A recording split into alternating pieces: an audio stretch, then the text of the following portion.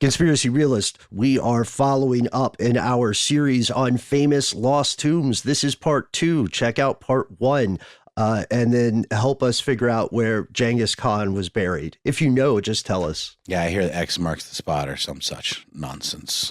Like the river shifted? Yeah, used to say. Let's go find these tombs, guys. Yeah. From UFOs to psychic powers and government conspiracies, history is riddled with unexplained events. You can turn back now or learn the stuff they don't want you to know.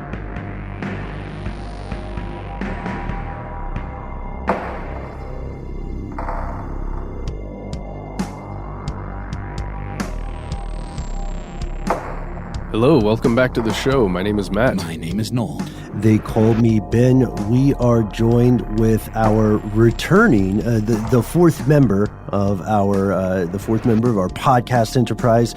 Folks, give a hand for super producer Paul Decant, who has just come back to Atlanta from some adventures abroad, which I don't know how much we want to disclose on air. Yeah, he's saying stop talking about that. Okay. He's making that cutthroat kind of finger across the throat gesture. Hint taken. Most importantly, you are here. That makes this stuff they don't want you to know. Hold everything, hold the phone, stop the presses. This is a part 2 episode, which means that if you want to get the whole bang for your creepy buck today, you'll want to listen to Famous Tombs Part 1. Then Famous Tombs Part 1 has some pretty crazy insights. While you're there, you may also want to listen to our Genghis Khan episode, which inspired all of this. I have one quick... Paul, can we get like a breaking news sound cue? Perfect. One quick clarification we want to make. When we did our episode on the ants cult in the Czech Republic, we had some... it's called the Kurum case. Kurum case, yes, that's correct. Thank you. We had some confusion. We didn't explicitly say it. Both of the boys in that case did, in fact, survive. And I believe it was me at some point who said, I believe one of them died. It's a translation error on my part. So to be clear, there is a little bit of a happy ending for those kids. They did make it. They survived into adulthood. They've got Facebooks, the whole nine. Yeah, just in case you survived that episode, because it is a gnarly one. But yeah, that's thank you, Ben. That's important to know. Oh, thanks to everyone on Twitter and Instagram and Facebook and so on who wrote to us to ask for clarification or point that out. Without further ado, assuming you've heard Famous Tombs Part 1, here's where it gets crazy. We're starting right with getting crazy at the top? Yeah. Well, this was originally supposed to be just one episode. No, it's true. Let's break it down. There are a lot of people that died, a lot more people than are currently living, and, well, not that have ever lived, because obviously if you died, you lived. And spoiler alert, everyone who's alive right now, gonna die. Oh. Possibly. Probably, but not definitely. And also, it's hard to bury everybody. Not everybody was buried. So only some of the most important people are going to have tombs that remain from hundreds of years ago. That's where we find ourselves. Mm-hmm. And even those tombs didn't fare as well as their creators had hoped, right? Look upon my works, ye mighty, and so on. So it's strange. There is one surprise that I found that maybe we can save till the end. But let's start with lost grave sites, right? Was that that's where we were earlier, right? Mm-hmm. Yeah, I think we had a whole category to start fresh with. So Wolfgang Amadeus Mozart. You've probably heard of him, right? Mozart in the jungle, Mozart in the city. I always confuse him with Beethoven for no good reason. Beethoven's the one who went deaf. That's right. Yeah. Mozart was like the magic flute, the Zauberflute. He was living a wild rock star life. I didn't know this, but he had tons of mistresses.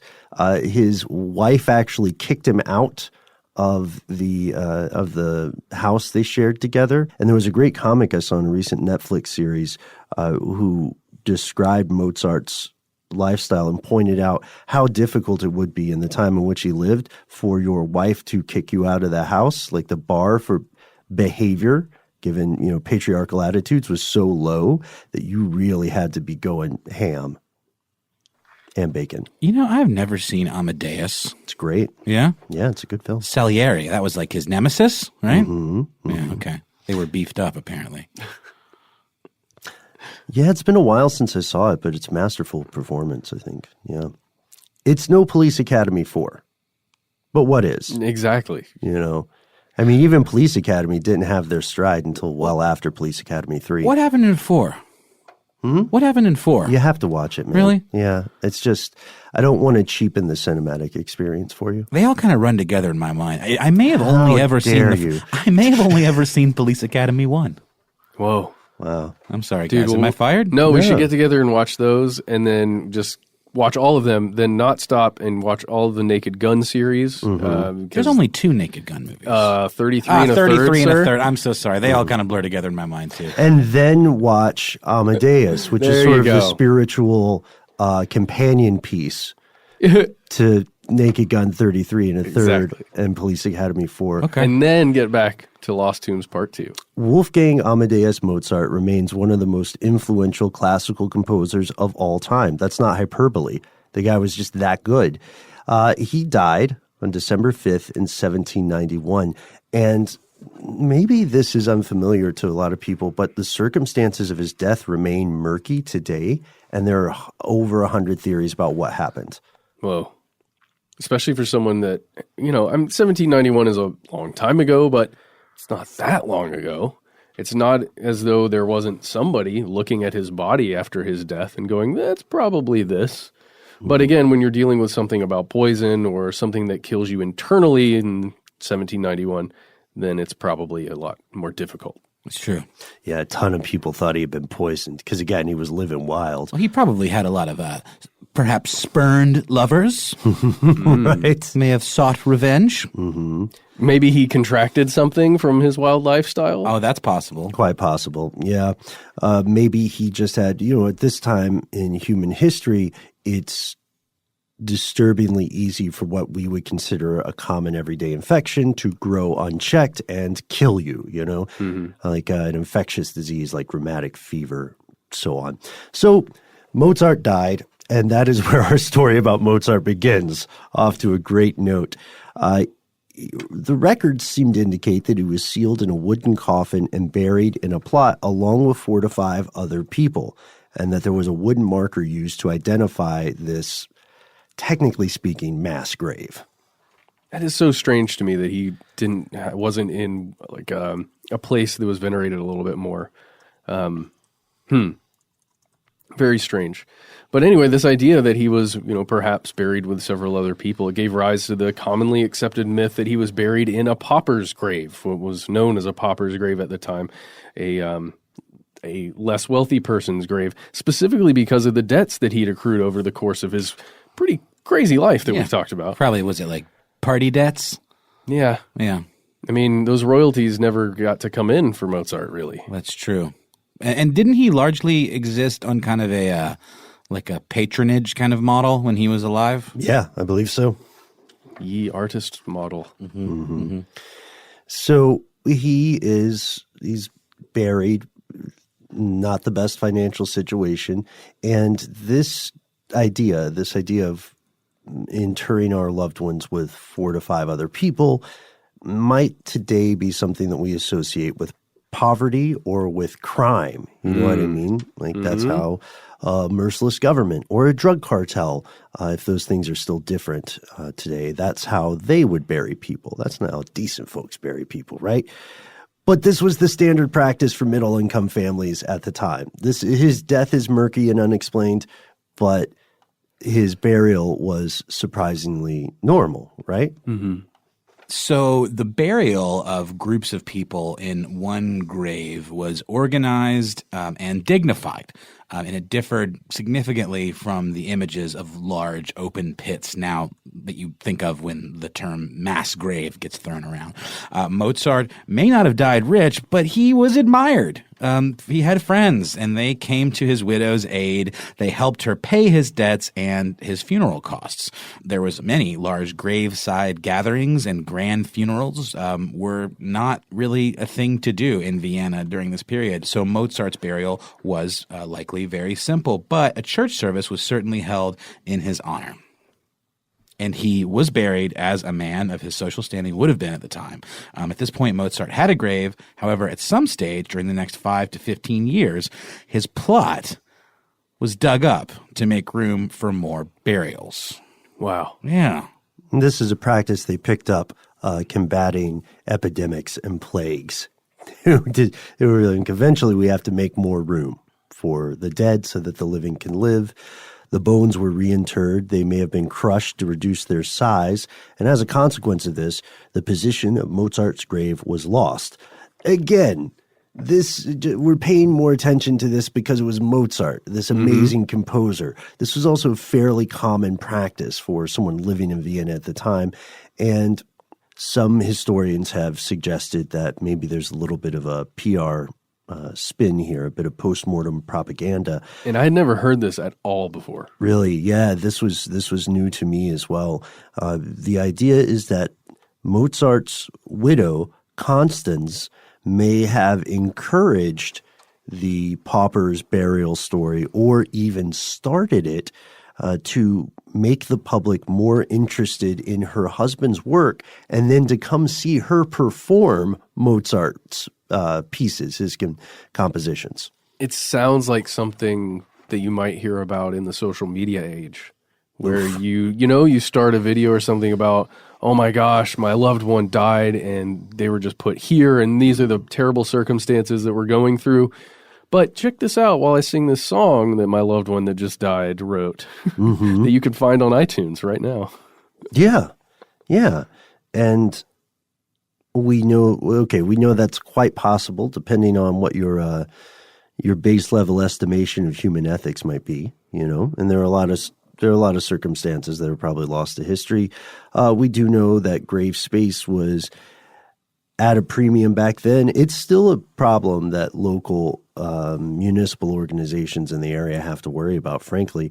And people were given one grave for a few years, then moved to an all-purpose smaller area. But here's one strange thing. We may have lost Mozart's grave, but someone may have his skull. Is it Nicolas Cage? Yeah, he has it in his pyramid. It's right next to his T-Rex skull. Yeah. No, it's okay, let's get to the real thing here. It's called the Salzburg Mozarteum. That's kind of cool. Mozarteum? Yeah, Mozartstrasse, right? In Salzburg. Yes. Yeah. They were presented with this pretty morbid gift at one point, and it's supposedly Mozart's skull. Interesting. But surely unconfirmed. Unconfirmed, but looking good. Yeah. The skull belonged to someone who died in a way that's consistent with Mozart's symptoms before death. What were those buttons we talked about in the last episode? Thomas Paine's buttons. Yeah. It's kind of like a thing where you could probably confirm roughly the age of the skull and how this person met their end. But don't we also not really know how Mozart died? There was no trauma to the skull or anything. It was... Yeah, he had symptoms upon which we could build a couple of theories for death. Poison doesn't really check out in this scenario, but here's how the story goes, and this is already sort of a legend. Allegedly, a grave digger during the reorganization of Mozart's original grave was struck by a pang of conscience and said, I can't let Mozart's skull go gently into that good night. Rage, etc.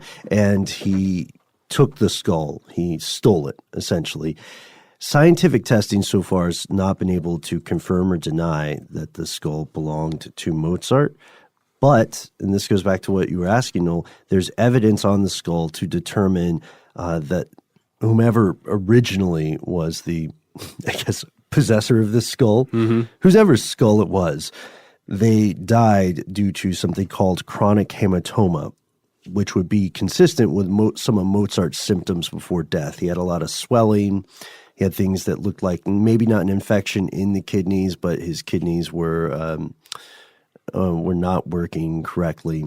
Even now, there's several medical theories about the exact cause of his death, but people who are using the skull as a basis for those theories have to admit no one is 100% sure it's Mozart's skull yet. Yeah, because you'd have to have another part of the body, right, to test that you could confirm was Mozart to get some DNA from that. Or maybe a descendant. Could you do that? Otherwise, you're using genetic genealogy, trying to maybe fit him within a family tree somewhere. Interesting. I wonder, are there any descendants of Mozart alive and kicking? Are you a descendant of Mozart? Let us know. It's not the end of the show. It was a fake out. But there might be a lot more children of Mozart than are aware, just because of those wild times he was having. It looks like Mozart's 2 surviving sons died without descendants that we know of. And this is the end of Mozart's story, but not our show. Stay tuned. We'll take a brief break for a word from our sponsors.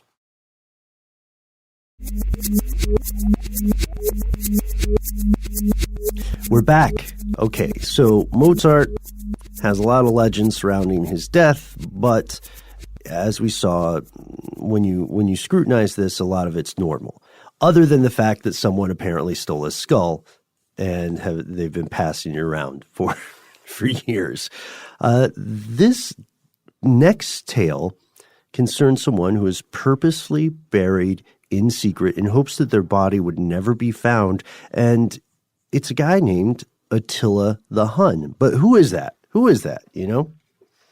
Well, you've definitely heard the name before, but you may only know the broad outlines of, that's Attila Hun. That sounds familiar. It's kind of like that Genghis guy, right? Not that Genghis dude, but it sounds like the Genghis guy for sure.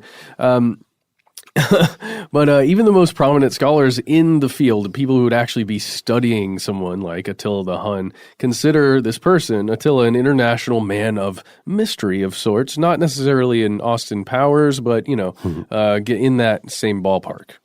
Yeah, this guy who appears to have come just out of the blue, or at least his origins are somewhat murky, became an incredibly terrifying and dangerous conqueror in the early 5th century. He led a group of communities that were allied together that were collectively known as the Hunnic Empire, and they terrorized the Eastern and Western Roman empires. I love the ideas of communities terrorizing an empire like that.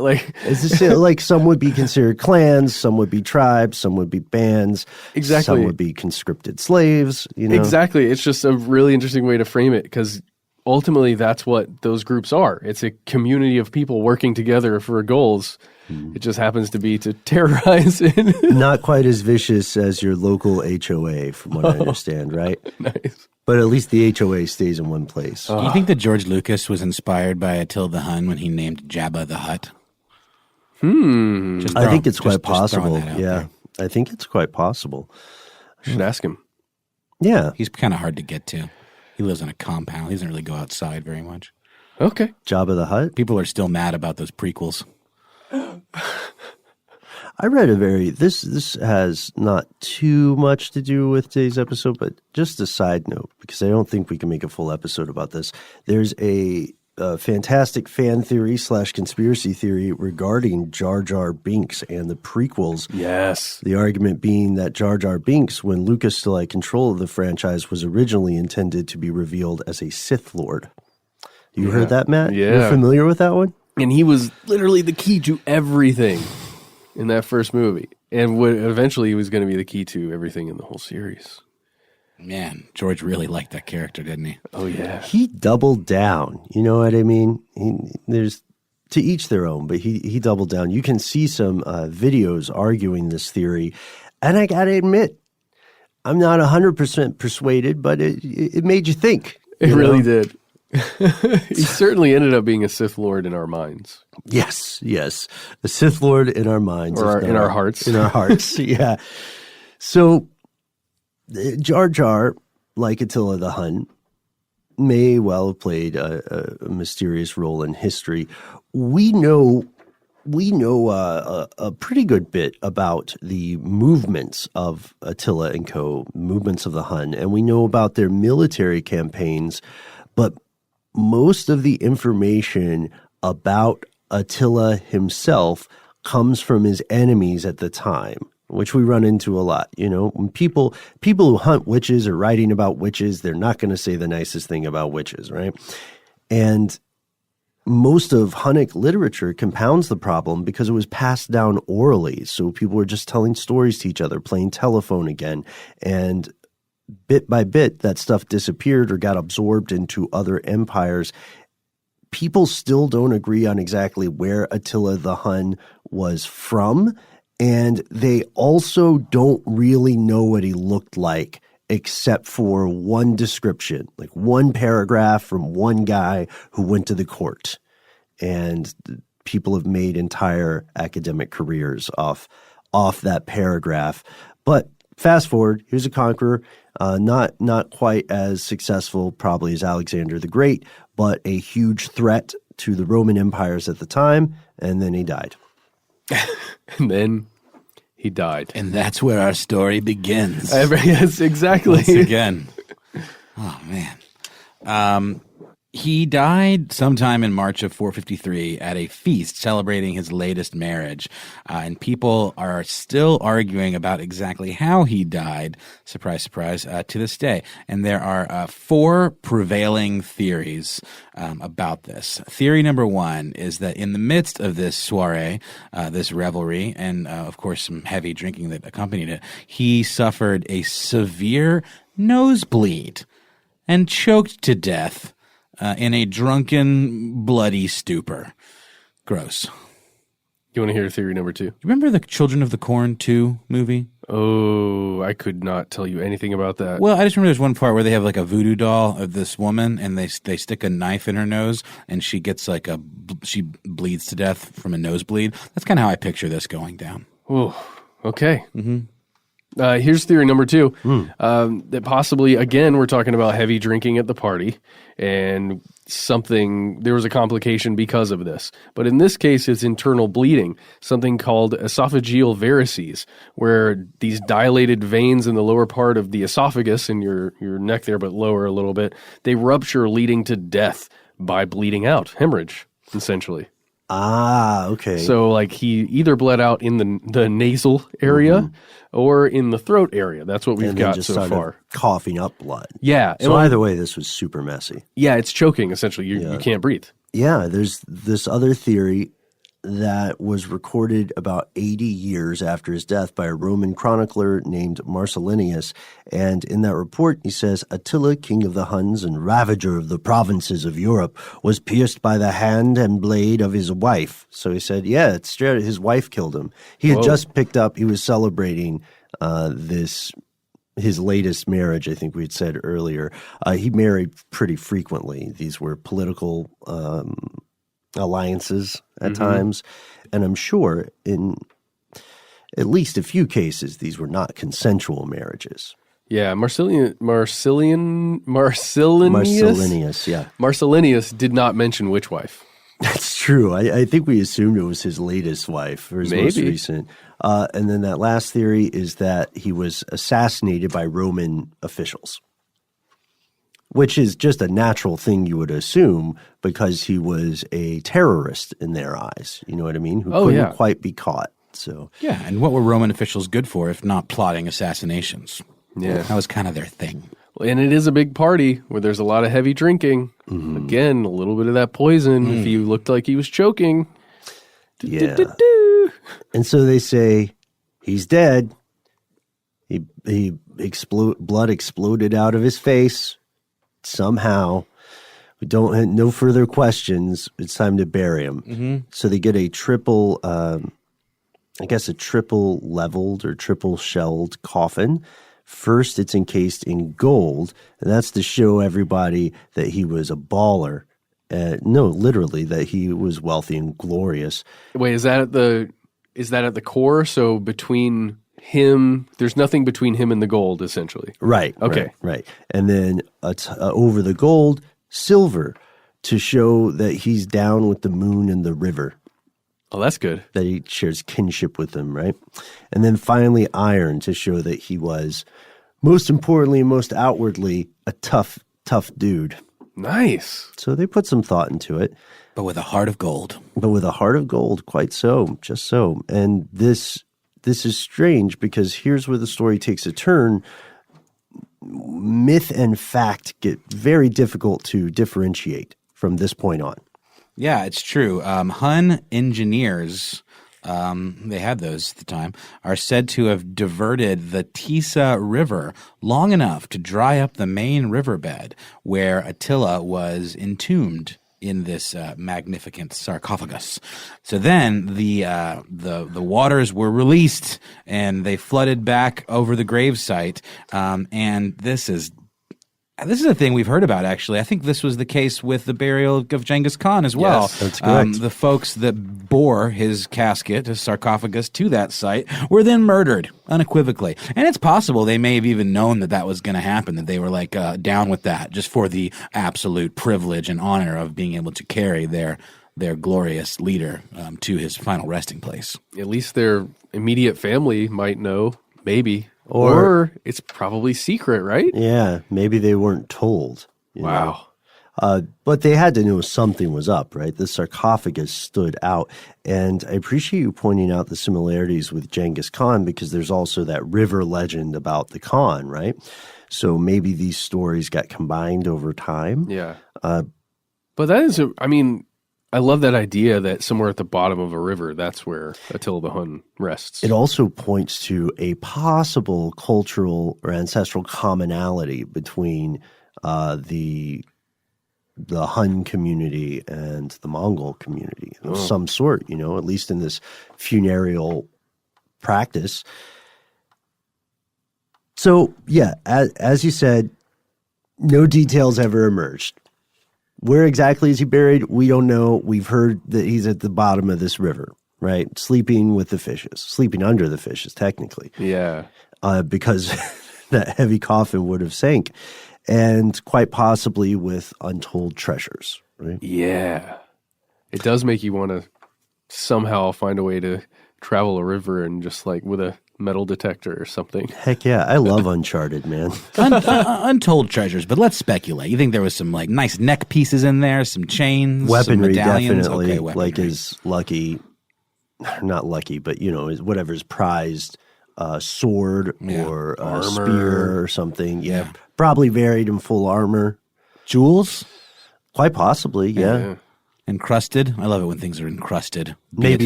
Maybe worked bone, carved bone. There you go. Stones, Okay. things like that. Yeah. Maybe a Bed Bath & Beyond card. Mm-hmm. No, not good enough? Can you imagine how much money Attila the Hun or Genghis Khan or somebody would have on a Bed Bath & Beyond card? I don't think they paid for things. Yeah, that's true. I think they would just ride the horse in and go reaving. You know? Wow. But who knows? Maybe if they had a coupon, that would change it.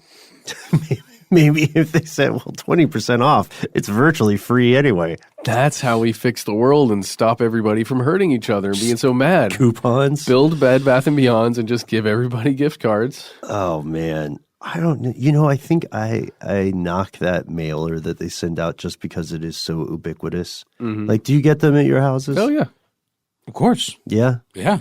I am a human being, am I not? You have a Bed Bath & Beyond. Yeah. I've always wondered what the Beyond. I guess the Beyond is just all the non-bed and bath related items. Kitchen? Yeah. Well, it really depends on the intonation you use when you hit beyond. I think I've mentioned this before, but this is particularly appropriate for this episode. In my hometown, there's a store called Caskets and More. Whoa. I remember that, yeah. Okay. Uh-huh. See, and it's the intonation. Yeah. But I think with Caskets and More, it's a little more sinister. I love it, though. And The fact that Attila the Hun's gravesite is lost to history until somebody diverts a river just to see what veracity there may be to this story, that still hasn't stopped cities, villages, and towns in the area from advertising themselves as the genuine location of the grave of Attila the Hun. So if you'd like to suspend your disbelief just a bit, feel free to travel to Hungary and then snap a selfie in front of any variety of "Here lies Attila the Hun" signs. You know what I mean? Just point at a river. I'm there. Yeah, just point. You know what, man? Just point at a river. It's so morbid. But if you think about it, someone has died in every river on this planet. I hope I didn't just ruin rivers for everyone. Yeah, but that water... Maybe not every creek. Yeah, I but was going to every say, river. The water keeps flowing, so... There we go. That one doesn't bother me as much. Lakes still, though. Lakes. You should ask Scott Benjamin about this before we go to break. We did an episode years and years back about how many cars have been found in lakes when they dry up just even 15 feet, 20 feet from the shoreline. It's disturbing. It's way more than you think. Just in the U.S. Far, far more. All right, well, let's go to the lake, everybody. No. I don't want to go on a tangent, but Lake Lanier up near where I grew up, there's some creepiness to that lake because it's man-made. It's all, it was flooded and everything. There are no natural lakes in Georgia. Yeah. That's true. And everyone talks about how there's supposedly a church down there and everything. And there are all these legends about what's at the bottom of this really murky, gross-looking lake. That is wonderful, and I love Lake Lanier, and go visit if you get a chance. Mm-hmm. But it just has this creepy quality to it. But I believe there's some sand to that, Matt, because there were structures there that were flooded. That's a true story, right? Yeah, but some of it is a little far-fetched in my eyes. Even if you look back at the historical record, some of the things that come out are pure legend, but they're fun. You know what? Let's have a creepy conversation about this off air while we're playing a word from our sponsor.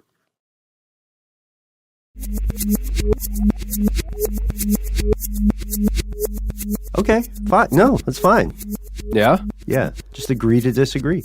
I'm okay with that. All right. I think you're both wrong. Oh. Sorry you had to see that. We have to remember that we're friends. We can't let these off-air conversations tear our friendship apart. You're right. Let me apply a little bit more of this. Here we go. Hand Have we sanitized. mentioned that Matt's on death's door right now and he's still here for you? Well, by you, I mean you, the listeners. He reminds me in many ways of Sir Francis Drake. Oh, me too. I remind myself of Sir Francis I hope Drake. not. Okay, well, who's... Other than reminding everyone vaguely of our pal Matt Frederick, who is Sir Francis Drake? Well, he was this 56-year-old guy that apparently, unfortunately, died. He was born in 1540. He lived until January 28th, 1596. And he was an English explorer who was involved in things such as, you might know, of piracy, illicit slave trading. He also became the second person ever to circumnavigate the globe. But his name, when you hear Sir Francis Drake, a lot of times, if you're not a big history buff, you just imagine, in my head, this explorer. I'm speaking personally here, because his name has been mentioned in so many video games and all these things, but a lot of times you don't get the context, the full context at least, of what somebody like this, their life and what they did. Yeah, he did quite a bit. He sailed around the globe when that was a big deal. Still is. Yeah. Right? It still is. He was acquainted with the halls of power. Is definitely not a great person, so don't fall for a lot of the romanticization you may read about Drake. His circumnavigation was also a pirate mission, technically. Yeah. Well, in a way, it almost kind of had to be. In this weird, messed up way, but I guess that's the idea of I need to get supplies however I can get supplies. Oh, and this is good foreshadowing for what happens to him, because his expedition was officially a journey for knowledge, a voyage of discovery, but he also had a secret agreement with Queen Elizabeth that along the way on this quote-unquote voyage of discovery, he would attack and assault and terrorize the Spanish any way that he could, particularly if it meant disrupting their shipping routes. So as soon as they got into the Pacific, he almost made it more of a priority to plunder Spanish ships and rob ports than he did to actually go all the way around the world. And he stole a lot of stuff. He eventually returned home from that trip as the world's most wealthy pirate. He got knighted, too, for his efforts, right, by the Queen? Mm-hmm. He got knighted as well, and the Spanish king put a massive price on his head from 1570 until the end of his life, this guy's out to get the Spanish. And King Philip II offered a bounty of 20,000 ducats for his head. That was the equivalent of millions of dollars today. Jeez. When he came back from his worldwide piracy escapades, you were right, Matt. He was knighted, and then in 1588, he participated in the English defeat of the Spanish Armada, and he went on to become a tremendously influential figure even in his own day, and then he died. And that is where our story begins. In 1596, at least with this one, we do know how he died. He died of dysentery. So no one's like secretly poisoned. No one's like, exploding blood face. He went out Oregon Trail style. He went out Oregon Trail style. He did. He really did. And he never got to Oregon. No, not without trying, though. So what did they do? Because the Spanish were on their backs. They hated this guy so much, and for very good reason, that they were actively searching for his corpse. Because they wanted to, do stuff to it. Yeah, and then get the bounty from King Philip. Bring him the head, but let's do some stuff to it first. Sure. So Drake had a burial at sea, as was custom for a sailor type such as himself. He was buried in a lead-lined coffin near the bay of Portobello, a few miles off the coastline. It is supposed that his final resting place is near the wrecks of two British ships, the Elizabeth and the Delight, which scuttled in Portobello Bay.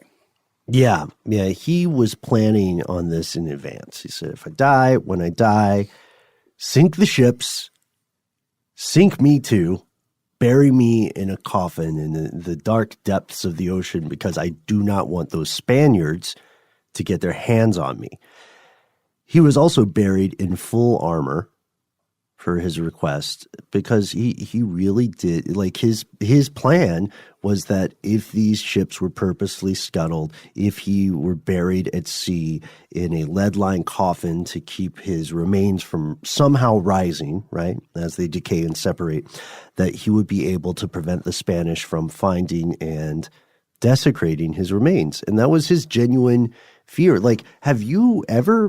Anyone listening, have you ever been at a point in your life where you think there are people who are interested enough in your death that they would desecrate your body? I don't know. That seems strange. That's out there. But in his case, people would definitely want to desecrate his body. It's so weird. Those people are living very high stakes lives. Yeah, definitely. But I guess the whole point, I didn't even realize that you could seal, it's obvious you could seal a coffin at that point in time in history. A lead-lined coffin, actually get that much of a seal where water isn't going to seep in, where the weight is going to keep him at the bottom. That's intense, Francis Drake. Excuse me, sir. That's right. That man sailed around the world robbing people blind. Can't forget about that. Fast forward to 2011. There's a guy who owns sports teams. He's also a pirate enthusiast. He reads a book about Francis Drake, and he says, you know what? I'm going to find this fleet and this guy's body. This pirate enthusiast and sports team owner is named Pat Crochet, like Jim Croce. And he claimed that he and a team of his treasure hunters had discovered 2 ships off the coast of Panama. And the ships that they found, they believed to be the Elizabeth and the Delight, which you mentioned earlier, Noel. Elizabeth being a 195-ton ship and Delight being a 50-ton ship. And as you know, most speculation places Drake's body and coffin somewhere in that area. And they focused on Portobello Bay after they hired a guy named Trevor McHenry to pinpoint areas where the ships might have gone down. But very quickly, they ran into a gray area when it comes to the protection of British shipwrecks, when it comes to anything from the Age of Empire. That's right. Under the Protection of Military Remains Act of 1986, British naval vessels anywhere in the world are protected from exploitation. However, there's one little caveat here. The act only covers certain ships which sunk since 1914, and only British citizens can be prosecuted under it, which is a bit of a problem. That right there. So there's a lot of history and ships that sailed before 1914. And if it's only British citizens, anybody else who's outside coming in doesn't have to even worry about this. Yeah. So this is where they get to an interesting thing. There's an organization called the Joint Nautical Archaeology Policy Committee. Sexy name, right? Be still my heart. And they have been pressing the United Kingdom's government for years to ratify some international agreements on the protection of what they would call underwater cultural heritage. You know what I mean? So the guy in charge of the Joint Nautical Archaeology Policy Committee is a guy named Robert York. I don't know if he's a relation to Tom, but he told the BBC, if these are Drake's ships, they are presumably sovereign and immune, so why isn't the British government telling these people to go away? If we ratify the convention, we can make sure they were properly conserved and looked after. But Panama did ratify the convention, so its government might act to protect the wrecks of the ship. And what they mean when they say protect the wreck is not to allow someone to attempt an excavation or to attempt an analysis of this site just because they want to, you know? Yeah. You have to have government approval, which can be really, really difficult. As we saw in our previous episode exploring the lives and burials of Nefertiti and Cleopatra, people in the modern day can have a very, very difficult time trying to get government approval for any ancient site. And it makes sense. You don't want everybody to be able to just go somewhere and start digging, right? And as of this recording, it's weird because this was reported in 2011 and we tried, but we couldn't find much new information. So as of this recording, it appears Drake's body has yet to surface and his secrets, whatever they may be, remain safe in his watery grave. You just need somebody to go rogue and just go down there and find it. Against all the government's wishes. Just go and do it. Nicolas Cage. Yes. we're invoking you. And or who else is famous for playing like frogmen and the Navy SEALs and stuff? Oh, we need the body, Ventura. That's who we need. Jesse. Yeah, we need Jesse to go down there. And maybe Jason Statham can come. Mm-hmm.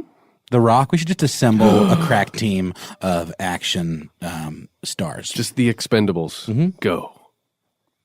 Find Sir Francis Drake. Please. I would watch it.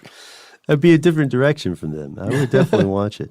And that's where the story of Drake's body ends for now.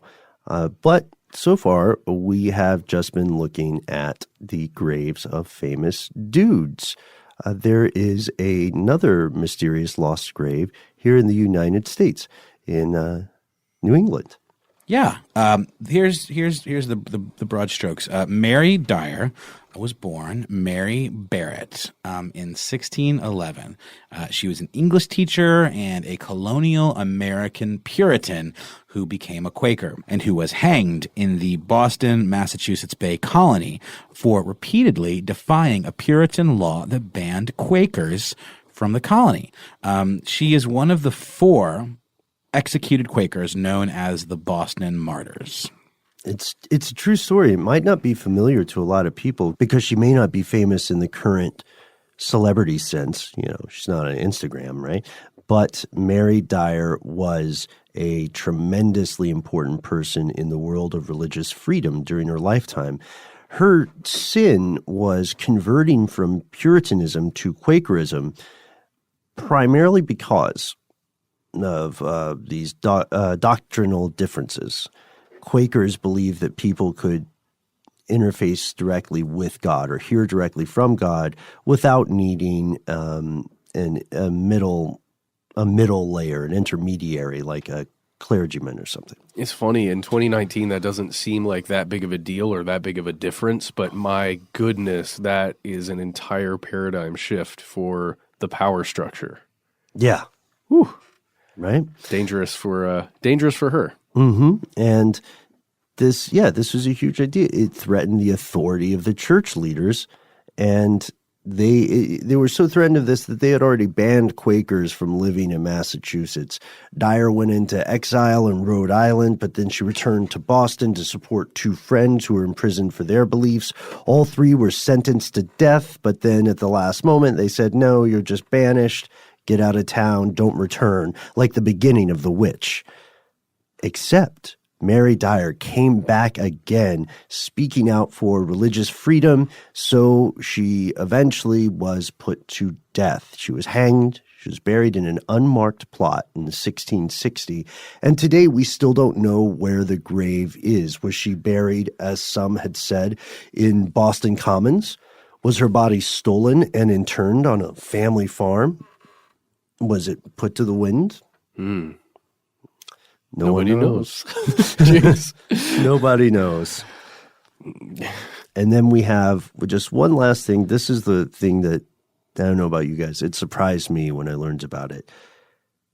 Steve Jobs is buried in an unmarked grave. His family and he specifically requested it. Now we can't worship him. No, you still can. Oh, I just look at my thing?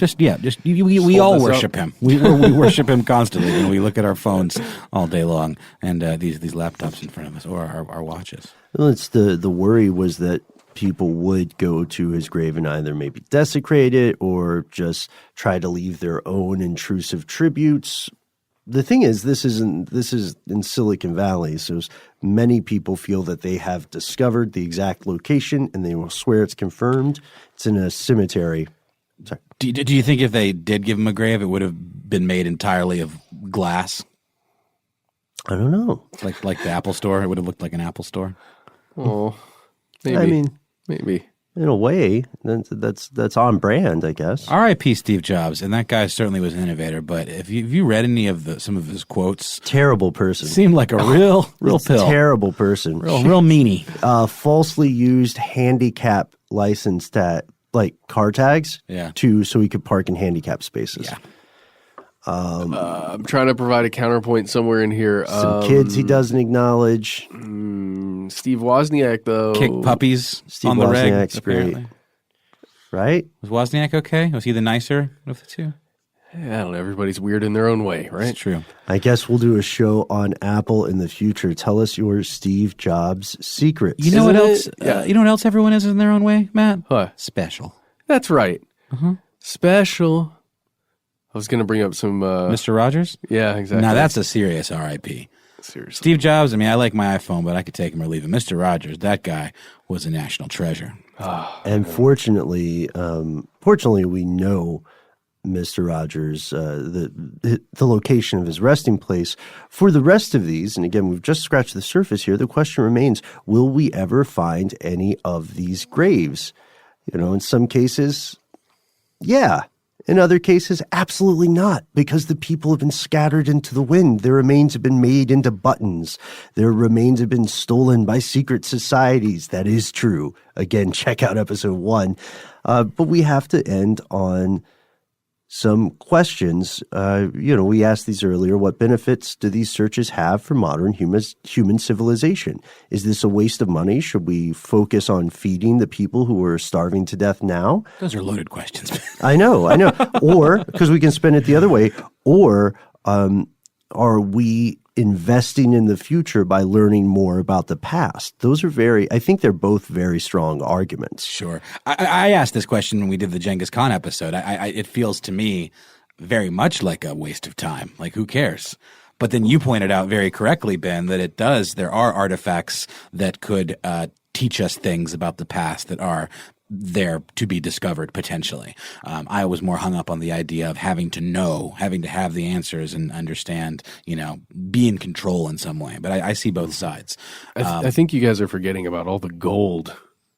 There's a lot of gold, the ducats, and silver buried under these rivers and next to the ships. We got to find that gold. Maybe the heart of the ocean is down there. Maybe the Coeur de la Mer. Yeah.